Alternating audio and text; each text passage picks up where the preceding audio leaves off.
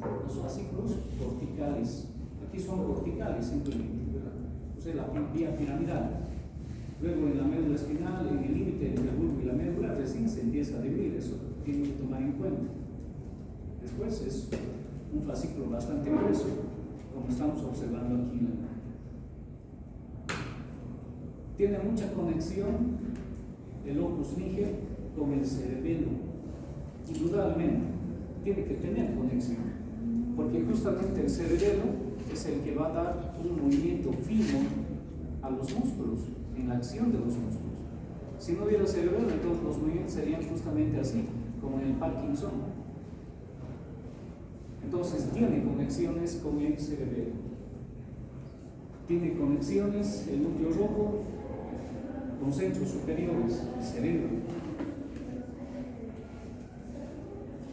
También va a haber entre el locus niger y el núcleo rojo. Aquí nos hemos olvidado colocar unas flechitas indicando las conexiones. Entonces, conexiones del núcleo rojo con el cerebro, conexiones del locus niger con el cerebelo. Enseguida vamos a ver qué partes tiene el cerebelo. Bueno, entonces hablaremos del cerebelo. El cerebelo es un órgano nervioso. Es bastante grande, al igual que el cerebro, pero no tan grande como el cerebro. Pero en relación al tronco encefálico, por ejemplo, ven ustedes casi mide la misma extensión.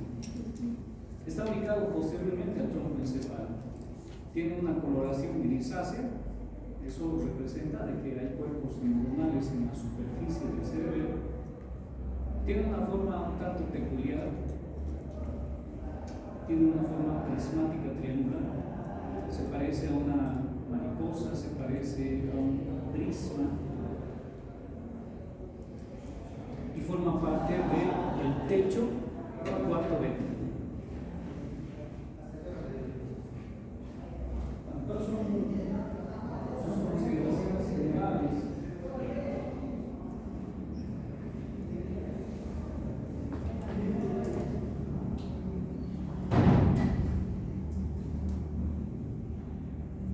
Evidentemente está en la parte posterior, formando parte del techo del cerebro. Está debajo del cerebro, por lo tanto tiene mucha relación con el cerebro, una de las caras. Y está separada justamente del cerebro por una cubierta que tiene el cerebelo, a la cual se la denomina la tienda del cerebelo. Igual es una dependencia de la dura banda. Bueno, aquí podemos ver ya un cerebelo suelto, lo estamos viendo justamente por detrás. Estamos observando la cara superior, estamos observando parte de la cara inferior y la extremidad posterior. Bueno, el cerebelo, dentro de sus consideraciones morfológicas, tiene justamente la forma de un prisma, por lo tanto vamos a encontrar tres caras, ¿no? Una cara superior, una cara inferior y la otra cara que no la estamos viendo, que está hacia adelante. Esta es la extremidad posterior, ¿sí? O sea, lo estamos viendo posteriormente. Y como ven ustedes, en la línea media del cerebelo vamos a encontrar una eminencia alargada, ¿no? que se lo compara justamente con el cuerpo de la mariposa, porque decíamos, se parece a una mariposa, evidentemente. Este es el cuerpo de la mariposa y estos vendrían a ser las alas de la mariposa. Y como tal, lo han denominado vermis, justamente por esa semejanza, ¿no? El vermis. Y a las alas se lo denomina hemisferios. Tiene una circunferencia que está separando justamente la cara superior de la cara inferior, en cuya profundidad nosotros vamos a encontrar una cisura que se llama justamente la cisura circunferencial de Migdasir, que es bastante profunda, separando justamente estas dos caras. Nuevamente nosotros estamos observando al cerebelo, pero esta vez lo estamos haciendo inferiormente, ya no superiormente. Estamos observando parte de la cara anterior y estamos observando en su plenitud la cara inferior. Bueno, ¿qué podemos apreciar nosotros en la cara inferior? Superiormente se ve mejor el vermis, inferiormente también se ve mejor, pero esta vez está un tanto separado. Pareciera que aquí han tratado de extender lo más posible los hemisferios cerebrales para observar justamente en el fondo el vermis. Bueno, Entonces, algunas características muy generales del cerebelo. Queremos hablar justamente ya de la cara superior. ¿Qué tiene la cara superior del cerebelo? Bueno, en la cara superior entonces nosotros vamos a encontrar el dermis visto superiormente, una eminencia convexa, tanto en sentido transversal como en sentido anterior-posterior. Vamos a encontrar los hemisferios cerebrales. Estos hemisferios en realidad tienen una dirección un tanto plana, o sea, es casi transversal la dirección, ¿no? Por lo cual la cara es plana, está separada simplemente del cerebro por la tienda del cerebro. En esta superficie nosotros vamos a encontrar una cisura, que estamos observando justamente esa cisura, ¿no? Se ve mejor en el lado izquierdo. Es una cisura un tanto profunda que se denomina la cisura primaria, la cisura lateral, y por delante vamos a encontrar otros surcos, pero no son tan profundos, que dividen toda la cara superior, al igual que la cara inferior, en pequeñas superficies que se denominan láminas. La cara inferior más bien es más convexa, los hemisferios, el dermis está oculto. Aquí vamos a encontrar más bien una escotadura, ¿sí? Una escotadura bastante profunda, que si nosotros separamos, como lo están haciendo en esta imagen, van separados, justamente han extendido los hemisferios, recién se va a poder observar el dermis. Y en la parte central del dermis, nosotros vamos a encontrar unos bracitos que lo están comunicando con cada hemisferio cerebral, ¿no? Entonces aquí, en el fondo, se forma una formación, valga la redundancia, que se denomina la encrucijada de Malacara. Entonces esta es la encrucijada de Malacara. ¿Qué están representando esos bracitos que van a cada hemisferio? Bueno, representan en realidad lo que vienen a ser los fascículos que van de un hemisferio cerebeloso hacia el dermis, o bien de un hemisferio cerebeloso al otro lado, al otro hemisferio. Bueno, entonces eso representa justamente estos bracitos que lo están uniendo a cada hemisferio cerebral. Esta cara inferior no tiene surcos primarios, sino simplemente secundarios o bien terciarios, que van a separar justamente la superficie en láminas y laminines. Bueno, hay dos surquitos anteroposteriores, donde están interrumpidos justamente estos surcos por la presencia de esos brazos. Ahora sí podemos observar la cara anterior, y con eso estaríamos completando las tres caras que decíamos que tiene el cerebelo: una cara superior, una cara inferior convexa, una cara superior plana y una cara anterior que en realidad es interrumpida, primero, por esto. Y esto no es más que una prolongación del cuarto ventrículo. Como está formando parte del techo del cuarto ventrículo, entonces cuando nosotros cortamos, cuando nosotros seccionamos, entonces nos llevamos parte de esa cavidad. Por eso se llama prolongación del cuarto ventrículo. Por encima de esa prolongación del cuarto ventrículo, este espacio en realidad, nosotros vamos a encontrar la parte más anterior del dermis, la língula. Por debajo vamos a encontrar una lámina de color blanquecino. Es una lámina nerviosa y está formando parte justamente de ese techo que nosotros habíamos mencionado en el cuarto ventrículo, que no es más que la membrana de Musil. Y como vemos, esta membrana, esta lámina, se extiende de estas otras formaciones que están lateralmente, que están pintaditas de color blanco, ¿no? Entonces, ¿qué representa? Los pedúnculos cerebelosos. Aquí nosotros podemos encontrar los tres pedúnculos cerebelosos: el superior, el medio y el inferior. Entonces, esta lámina se extiende de un lado de los pedúnculos cerebelosos hacia el otro lado. Por debajo nosotros vamos a encontrar esta otra pequeña formación que se llama el nódulo.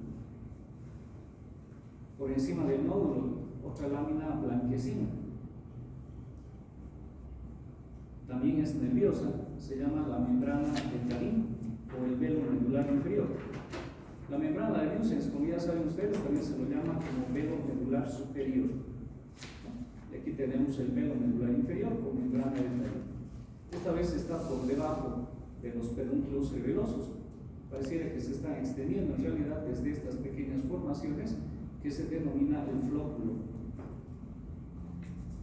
Entonces ahí tenemos el lóbulo del flóculo, o también se llama el lóbulo del neumogástrico.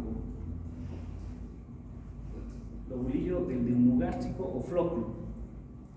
Entonces pareciera que esa membrana se está extendiendo desde un lobulillo hasta el otro lobulillo, formando el suelo justamente de esa prolongación del cuarto ventrículo. Entonces, en resumen, esta prolongación del cuarto ventrículo tiene un techo, tiene un suelo y tiene paredes laterales. El techo va a estar formado justamente por esto, por el velo medular superior, el suelo por el velo medular inferior, y las paredes laterales por quién estará formado, por los pedúnculos cerebelosos. Bueno, y ahí tenemos justamente el pedúnculo cerebeloso medio, que es el más grueso, el más importante, que pareciera que todas las paredes laterales de la protuberancia van a ir a formar justamente los pedúnculos cerebelosos medios, ¿no? Distinto, bastante delgado, ¿no? Porque los pedúnculos cerebelosos superiores solamente son pequeños bracitos que lo unen al mesencéfalo, y los pedúnculos cerebelosos inferiores que pareciera que son restos de los fascículos de Golgi y Burdaz, ¿no? Cuerpo restiforme, por eso se lo conoce también. Entonces, bastante pequeñito. ¿Qué más vamos a encontrar aquí? En la cara anterior. Vamos a encontrar, volvemos a repetir, lateral e inferiormente a los pedúnculos cerebelosos, el lobulillo del neumogástrico o el flóculo, y por debajo nosotros vamos a encontrar estas prolongaciones bastante grandes que se llaman las amígdalas o tónsilas cerebelosas. Vamos a encontrar también esta cisura, que no es más que la cisura circunferencial de Bigdaci. Pero también vamos a encontrar, fíjense ustedes, delimitando al nódulo, vamos a encontrar unos surcos que se llaman los surcos posterolaterales.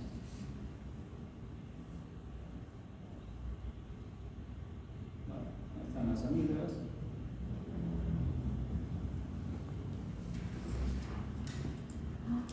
Bueno, tenemos tres caras entonces, ¿verdad? Tenemos una cara anterior, tenemos una cara superior y tenemos una cara inferior.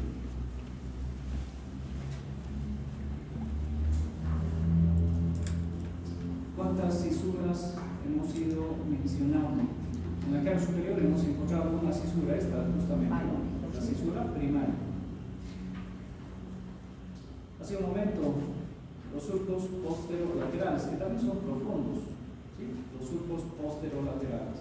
Entonces aquí tenemos los surcos posterolaterales, tenemos la fisura primaria. ¿Qué están haciendo esas fisuras? Como son bastante profundas, pareciera que están dividiendo el cerebelo profundamente y lo están dividiendo en tres lóbulos. Son justamente estos. Este es el lóbulo anterior, el lóbulo posterior, y este es el lóbulo flóculo nodular.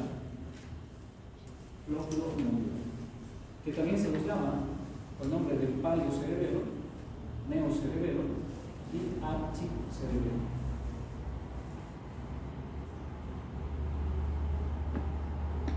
Entonces, estos lóbulos han sido divididos por la presencia de esas fisuras profundas, la fisura primaria y las fisuras posterolaterales.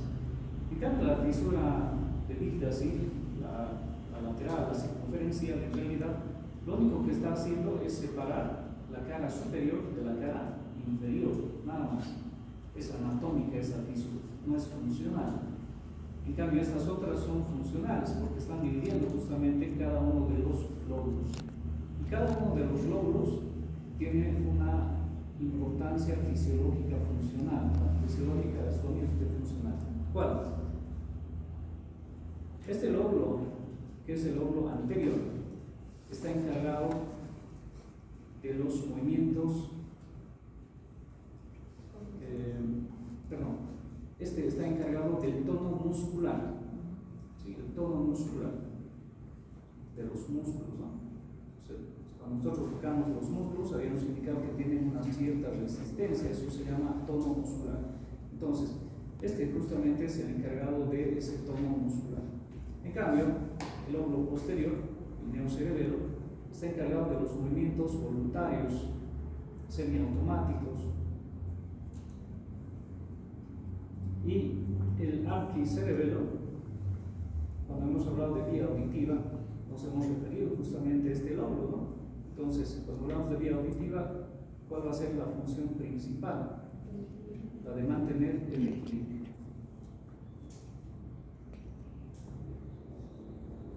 Pero, como hemos visto en la configuración externa, hay surcos secundarios, hay surcos terciarios, es decir, hay surcos que son un poquito menos profundos, son más superficiales y van a ir dividiendo a cada uno de los lóbulos en lobulillos.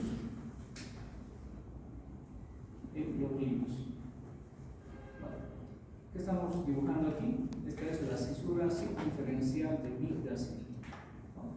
Entonces, esta imagen está representando la cara superior, que vendría a ser todo esto, y parte de la cara anterior, parte de la cara anterior, y esta es la cara inferior. Entonces, ¿cómo han representado este esquema? En realidad esto se llama esquema del Arcel. Está representado prácticamente en todos los libros de neuroanatomía actuales. Antes había otro esquema, ¿no? El que estaba en texto, el esquema de Postin, que es bastante antiguo y que estaba realizado justamente en un cerebelo de perro. Entonces había mucha diferencia con el cerebelo del humano, ¿no? Por eso ya cuando empezaron a estudiar la Target, Stutt, Gardner, etc., representaron justamente ya el cerebelo de humano, ¿no? Y se pusieron de acuerdo en base a una esquematización que hizo Larsell, del nombre del esquema de Larsell, justamente. Bueno, ¿y en qué consiste este esquema? No sé si se han dado cuenta ya de cómo está orientada la imagen, ¿no? Es como si hubieran cortado, si hubieran prolongado esta cisura, ¿no? Y hubieran abierto como un libro, pero de delante hacia atrás. Por eso es que nosotros encontramos aquí parte de la cara anterior y allá también está parte de la cara anterior. Se ve en su plenitud la cara superior y también la cara inferior, ¿no? Entonces, lo que no se ve es lo que hay por dentro, es como si hubieran solamente expuesto lo que está por fuera, ¿no? Porque por fuera se encuentran los surquitos que van a ser profundos o bien superficiales y que están dividiendo justamente a cada uno de los lóbulos en lobulillos, ¿sí? En lobulillos. Bueno, ¿cuáles son estos lobulillos y de qué lóbulos? Bueno, aquí está representado por colores. Entonces, todo esto es el lóbulo anterior, ¿sí? Todo esto es el lóbulo anterior. Aquí pintado ya de rosado tenemos el lóbulo posterior y finalmente tenemos el lóbulo flóculo-nodular. Y en cada uno de ellos hay lobulillos.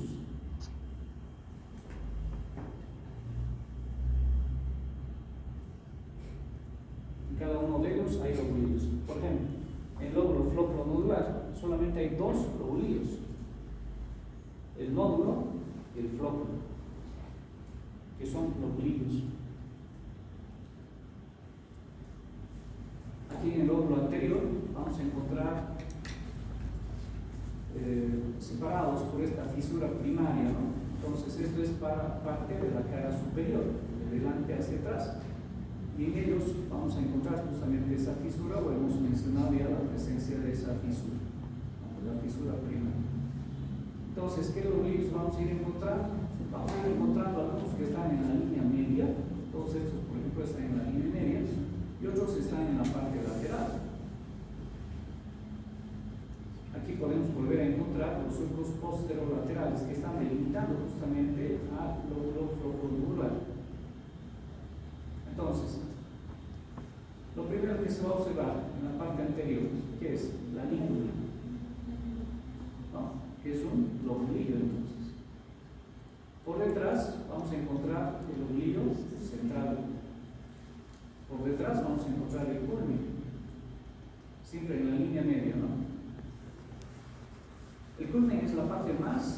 elevada del cerebelo.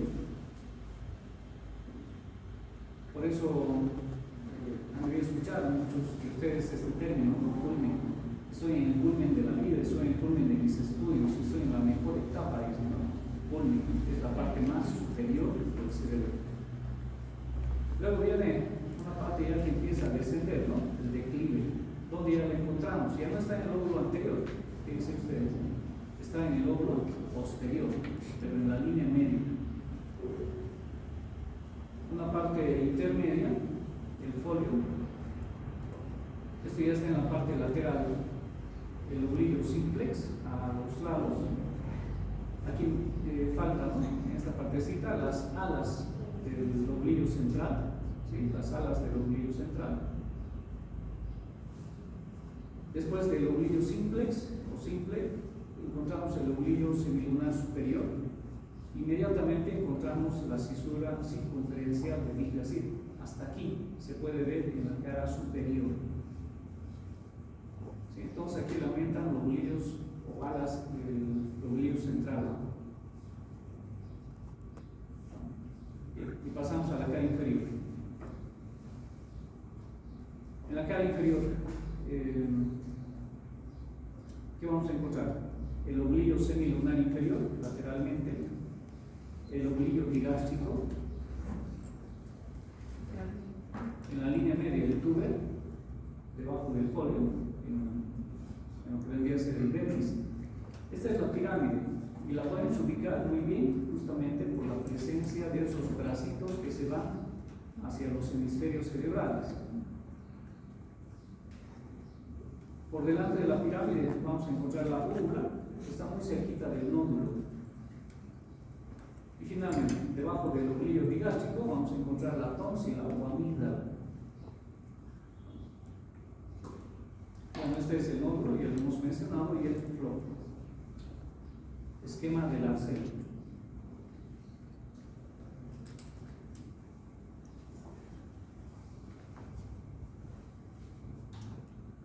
Bueno, los alumnos que pasan plática conmigo esto lo han memorizado, ¿no? Porque han tenido que defender su maqueta de cerebelo. Estamos en la mañana defendiendo ya el repaso como una especie de preliminar para el examen. Bueno, y aquí tenemos un corte ya frontal de cerebelo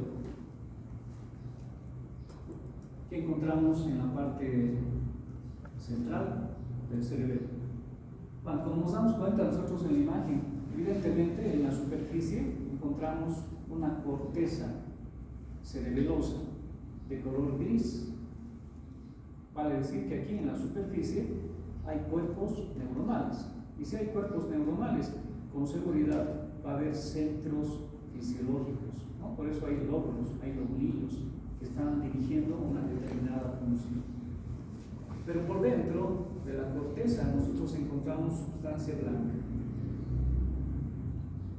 pero también encontramos sustancia gris.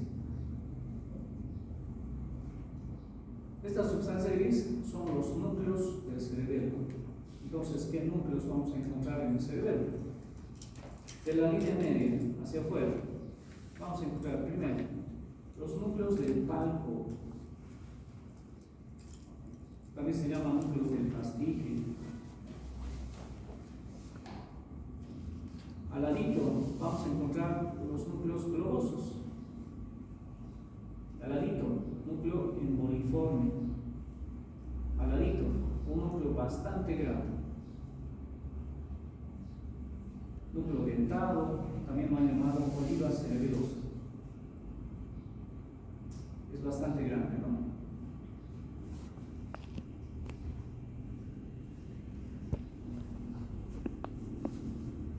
Entonces, núcleos del fastígeno, núcleos globosos, núcleo emboliforme y núcleo dentado o oliva cerebelosa. Cada uno de esos núcleos tiene o pertenece más bien a un determinado lóbulo. Ejemplo, núcleo del fastígeno está relacionado con el equilibrio. ¿Vale decir con qué lóbulo va a estar relacionado entonces? Con el arquicerebelo.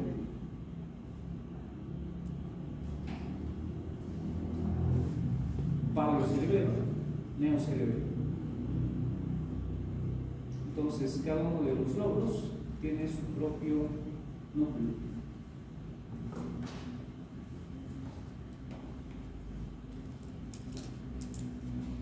Bueno, entonces aquí tenemos nosotros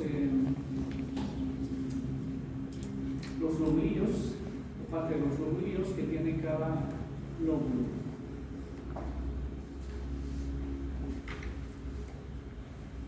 El lóbulo anterior, ¿no? La función,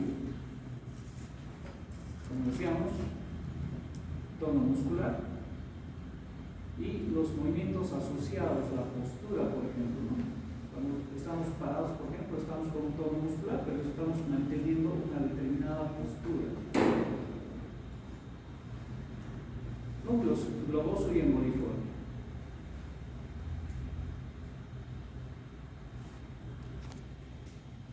Globoso y